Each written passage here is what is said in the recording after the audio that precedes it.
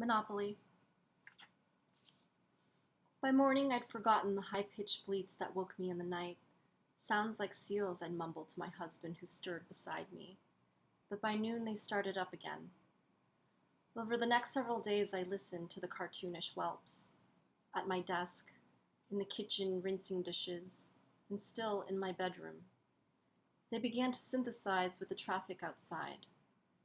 Horns, sirens, the wheezy delivery trucks left running, the shouts of Guineans outside their embassy.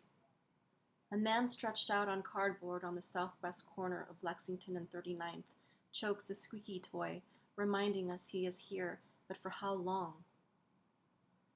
In China, a man citing spiritual damage sues an actress for staring at him too intensely from his TV.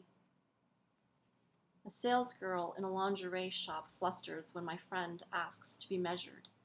We don't do that here. My friend and I latch eyes. Monopoly bores him. I say that's because it's about tedious adult things like rent and taxes and chairman of the board and property trading. Nothing interesting on that board like a roller rink or some charity to donate those $200 from Passing Go. A library or a museum, he says. A little culture. That's for damn sure, I say. Crisis. Crash. When was any of this fun? I pulled out the moment those plastic hotels appeared. I liked the chance cards until they got boring too. Your stomach is bigger than your tits, a man screams. Get in the cab. Get in the cab.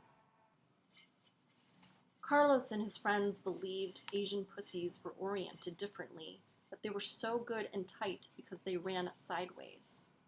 At 12 years old, he would draw his hand up and down in front of himself, then side to side. Horizontal and vertical, ordinary or celestial, he couldn't keep the slits straight. His abuela watched her skinny grandson practice the sign of the cross on her couch. In her throat, her love for him, already infinitesimally more potent than for his blacker cousins, thrummed.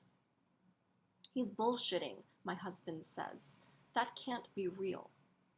Which part, I say. I do man weights, a thin woman tells her friend. I don't do any of those pussy barbells.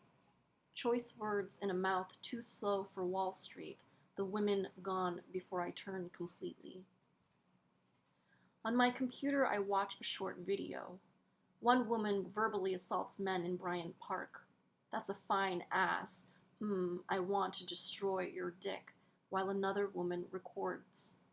The men respond joyfully.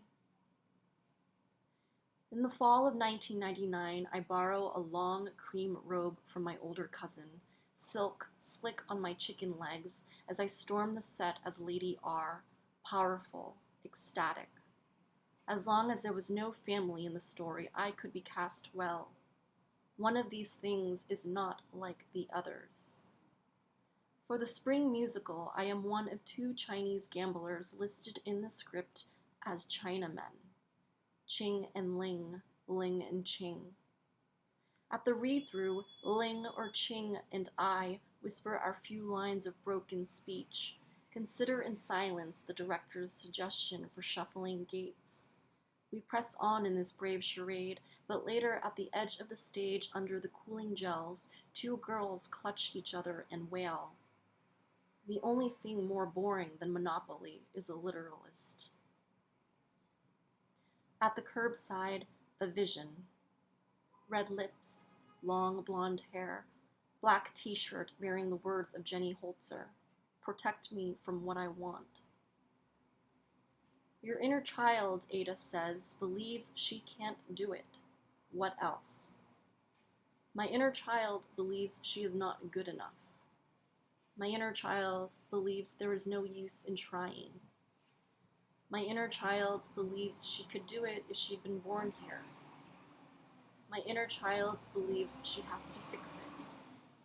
My inner child believes she has magical